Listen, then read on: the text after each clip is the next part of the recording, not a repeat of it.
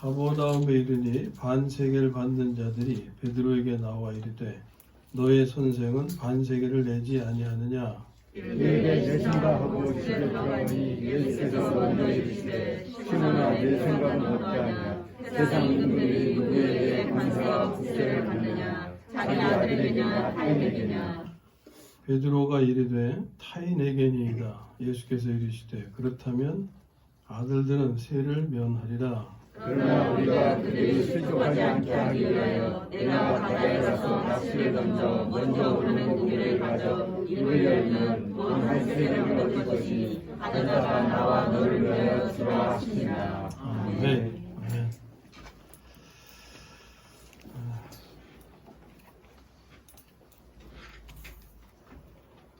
코로나19가 무섭긴 무서운가 본데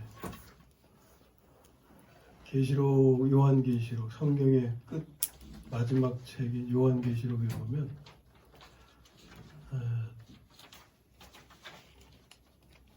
하나님의 심판의 과정 가운데 역병이 있어요. 전염병. 처음에는 칼, 그 다음에는 기근, 그리고 전염병, 그리고 네 번째는 사망 이렇게 되는데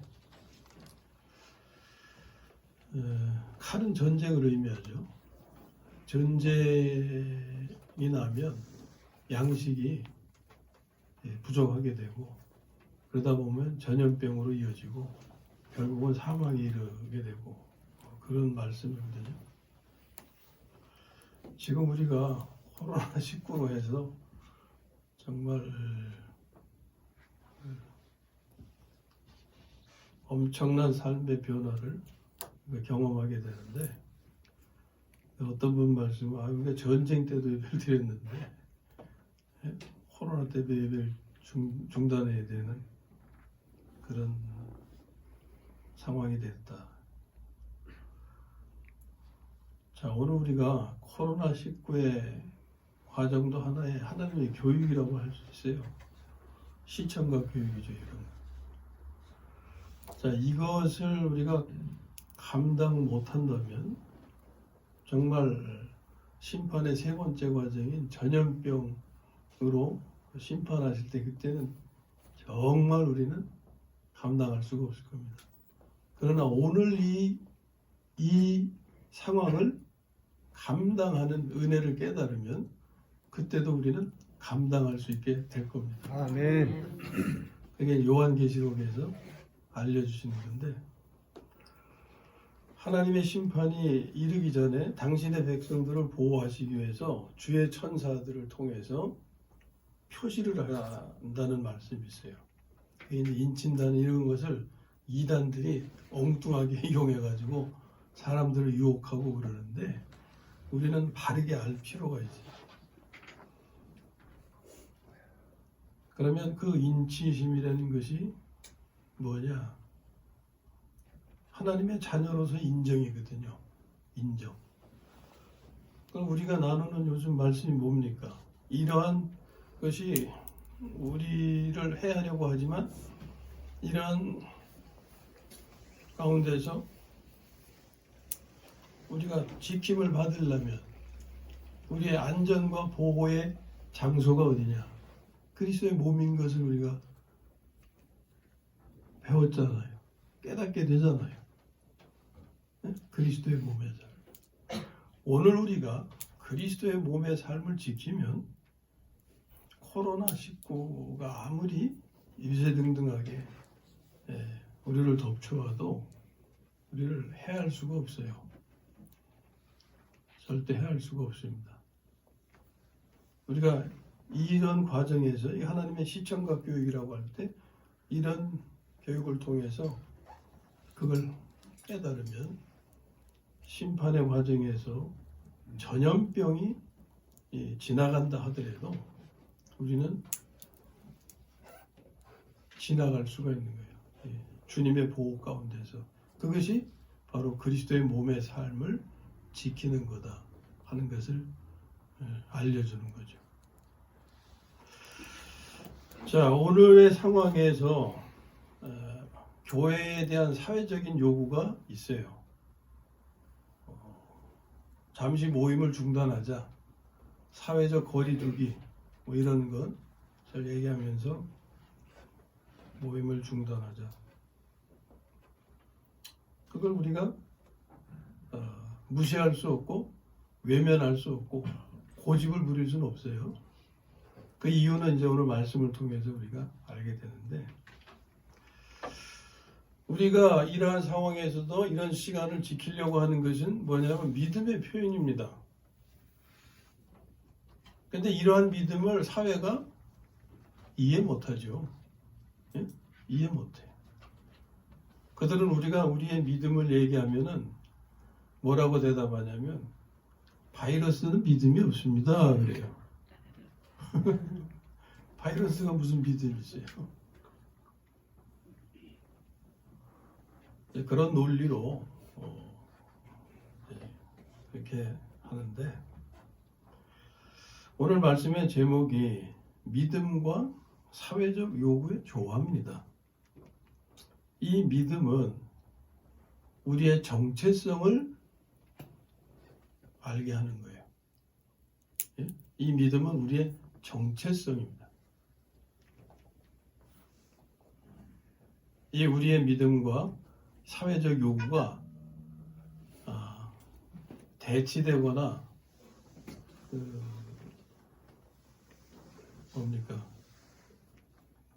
다툼이 생기거나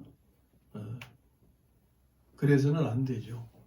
조화를 이루어 가야 되는데, 조화를 이루는 우리의 자세가 어때야 되느냐, 그걸 말씀하는 거예요. 저는 이 성경을 보면서 마태복음에 이런 내용이 있는데 이 내용을 가지고 말씀을 전하리라고는 생각도 못 해봤어요. 이 말씀. 근데 오늘의 상황이 이 말씀을 또 논하게 하네요. 자, 우리 말씀의 내용을 좀 같이 보시겠습니다. 예수님께서 제자들과 이제 어디 가셨어요? 가버나움에 가셨어요. 네? 가버나움에. 그곳에 갔더니 누굴 만나게 됩니까? 성전세를 받는 사람을 만나게 돼요. 세금 걷는 사람이에요. 말하자면 이제 종교세. 우리나라는 특별히 뭐 종교세가 없고, 우리 이제 교회에 세금 물으라고 이제 그런 이제 요구가 있지만, 국가적으로 뭐 종교세를 의무적으로 내고 그런 건 없죠. 근데 유럽만 하더라도 기독교 국가에는 종교세를 내는 게 있어요. 그것이 국가 정부의 세금으로 내는 건 아니고 그들이 믿는 교단에 세금으로 내는 거죠. 종교세. 그래서 걷기는 정부가 걷지만 그것을 다 모아서 그 교단에 이제 건네주는 역할만 하죠. 자, 그것처럼 이스라엘이라고 하는 나라에 이 성전세를 내는 규례가 있었어요. 이건 출애굽기부터 또 거슬러 올라가야 되는데, 어쨌든 오늘날 종교세와 같은 거다, 그렇게 이해하십시오. 그곳에 갔더니 성전세를 받는 사람들을 만났는데, 그들이 베드로에게 묻습니다. 너희 선생은 반세겔을 내지 아니하느냐? 이 반세겔은 화폐 단위로서 한 사람의 성전 세액이나 같아요. 세금의 액수. 너희 선생은 예수님을 가리키죠. 반세겔을 내지 아니하느냐? 그러니까 한 사람당 그 의무는 반세겔 내는 거예요. 우리로 치면 뭐 10,000원이든지 20,000원이든 하여튼 정해진 금액을 내는 건데, 너희 선생은 그런 성전세를 내지 아니하느냐? 그러니까 베드로가 바로 대답합니다. 내신다. 뭐 생각해 볼 것도 없어요. 그냥 내신다. 그랬어요. 그리고 집에 들어갔습니다.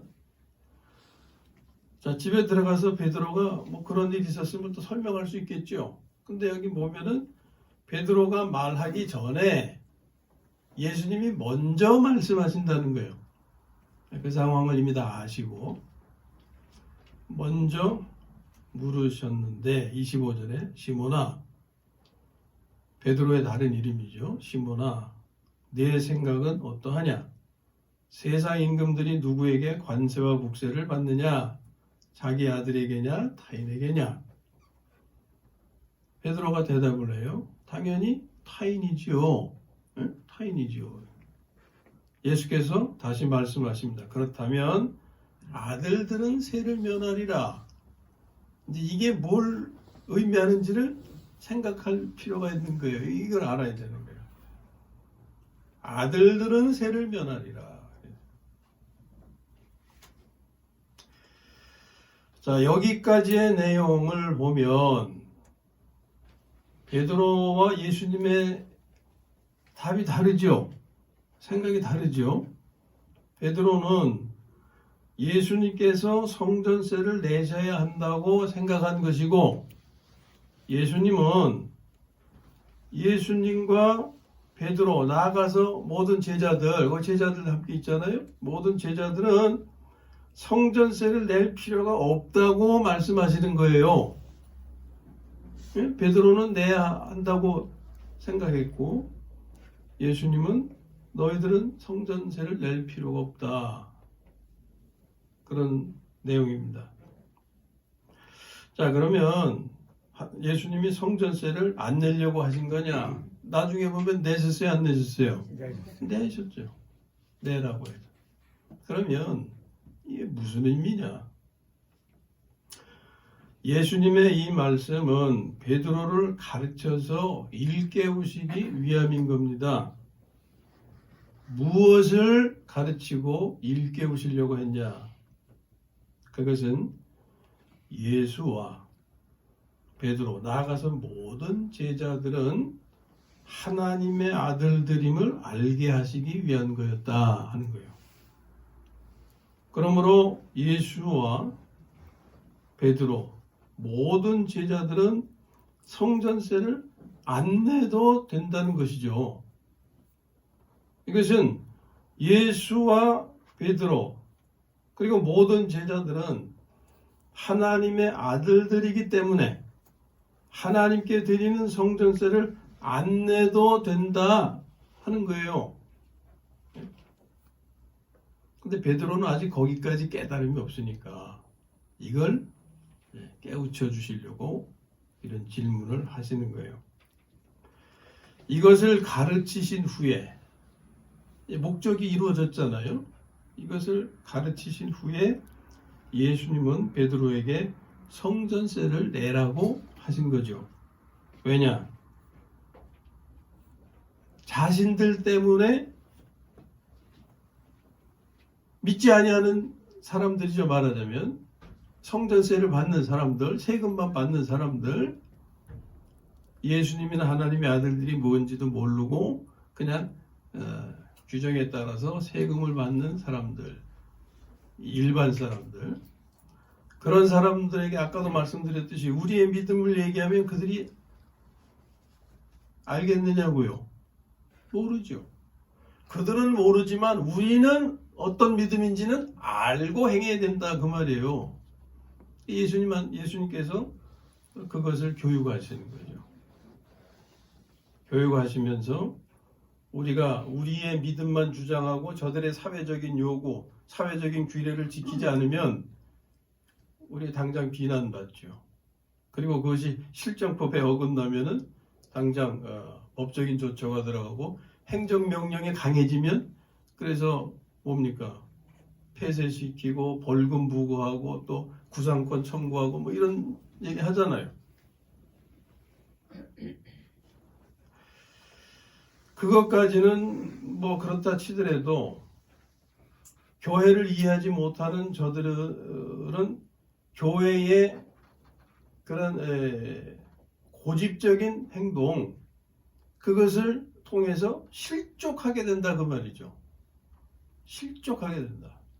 그래서 자신들 때문에 그들이 실족하지 않게 하시기 위해서 성전세를 내라고 하신 거예요. 사실 그 성전세는 하나님께 드리는 거 아닙니까? 하나님의 아들인 예수님과 그 아들들인 제자들은 안 내도 되는 문제다 그 말이에요. 그러나 그것은 우리의 믿음의 이해고 세상 사람들은 그걸 이해를 못하는 거죠. 그러나 하나님의 아들들인 우리는 우리의 정체성을 알아야 된다. 확립해야 된다. 그런 교육인 겁니다. 자, 오늘 교회는, 우리는 이와 똑같은 상황에 처하게 된 거예요. 정부가 교회에 지금은 모여서 예배드리지 말고 영상으로 대치해야 하는 것 아닙니까? 이렇게 묻는 거죠. 교회는 어떻게 대답합니까? 그렇게 하겠습니다라고 대답하는 거예요. 그럴 때 이제 예수님께서 물으시는 겁니다. 지금 오늘 우리에게 물으시는 거예요. 우리가 직면한 상황에서 우리는 사회가 그렇게 요구하니까 그렇게 할 겁니다라고 이제 대답을 하는데 생각 없이 대답하는 거하고 알고 대답하는 거하고 다르다 그 말이에요. 예수님께서 물으시는 거예요. 세상 부모들이 누굴 보호하겠느냐? 자기 아들이겠느냐? 남의 아들이겠느냐? 대답은 뭐겠어요? 자기 아들이죠. 그럴 때 예수님은 말씀하십니다. 그렇다면 아들들은 예배드림을 걱정하지 않아도 된다. 예배드려도 된다. 이런 거예요. 왜? 왜 그렇게 했어요? 하나님은 자녀들을 지키시기 때문에. 우린 이걸 알아야 된다고 말해요. 이거를. 자, 이제 좀 질문을 바꿔서 합니다. 예수님께서 한 번 더 물으세요. 세상 임금들이 할 때 세상 임금들은 지금 우리의 상황에서는 대한민국 정부지요. 대한민국 정부가 누구를 위하여 행정명령을 내리겠느냐? 자국민이겠느냐? 타국민이겠느냐? 대답은 뭐겠어요? 자국민. 그러면 예수님이 말씀하십니다. 그렇다면 자국민인 너희들은 예배드림을 걱정하지 않아도 된다. 이런 거예요. 자국민인 너희들은 행정명령을 면하리라. 이런 거예요. 여기 표현대로 하면. 왜? 하나님은 당신의 백성들을 지키시기 때문에. 교회는 하나님의 자국민이기 때문에. 자, 우리는 이런 깨달은 믿음으로 예배를 지금까지 지켜왔어요. 오늘도 지키고 있는 겁니다. 그러나 이제는 우리로 인하여 저들이, 우리를 알 수 없고 믿음도 없는 저들이 우리로 인하여 실족하지 않게 하기 위해서 당분간 예배를 중단하려고 하는 거죠. 예수님께서 하신 것처럼. 정부에서 2주간을 주의하라고 했으니 우리는 우선 2주간만 중단하려고 합니다. 그리고 4월 둘째 주일에 다시 모이겠습니다. 4월 둘째 주일은 부활주일이에요. 우리가 부활주일은 지켜야겠죠. 그때의 상황이 어찌 될지 모릅니다. 또 계속 연장하라고 할지 아니면 괜찮다고 할지 그때 가봐야 알아요. 그때 일은 그때 다시 고려하기로 하겠습니다. 중요한 것은 뭐냐? 자, 잘 들으세요. 중요한 것은 우리가 예배를 중단하는 것은 저들이 실족하지 않게 하기 위해서지 우리가 하나님의 보호하심을 믿지 못해서가 아님을 아는 것, 이게 중요하다는 거예요. 오늘 예수님께서 제자들에게 이걸 교육하시려고 하는 거예요. 이 대화가. 우리가 그리스도의 몸의 삶을 지켜가는 한 하나님은 그 어떤 것도 당신의 자녀들을 해치지 못하게 눈동자같이 지켜주실 겁니다. 오늘 마침 또 우리가 대하는 교동문도 그런 내용의 말씀이에요. 우리가 일부러 택한 게 아니에요. 매주 순서적으로 말씀을 우리가 교동문을 보아가는데 오늘 아주 우리에게 또 적절하게 그런 말씀으로 격려하시고 위로하시고 또 깨닫게 하시네요. 우리가 그리스도의 몸의 삶을 지켜가는 한 하나님은 눈동자같이 우리를 보호하시고 어떤 것도 우리를 해치지 못하게 지키신다 하는 것이 우리의 믿음이 되어야 합니다. 그러면 우리가 그리스도의 몸의 삶을 지켜가는 것은 어떻게 해야 되겠어요? 우리가 모이지 못하는 동안에 지체들을 위해서 그리고 그리스도의 몸을 위해서 기도해야 되겠죠. 그것이 그리스도의 몸의 삶을 우리가 지켜가는 삶입니다. 아무쪼록 우리는 믿음을 지키고 사회의 요구도 수용함으로 이것이 우리 교회의 믿음과 사회적 요구의 조화인 거죠. 이해하시겠습니까? 네. 우리는 믿음을 지키고 사회적 요구도 수용함으로 하나님의 영광을 가리지 않고 하나님의 영광을 오히려 드러내게 되기를 주님의 이름으로 축원합니다.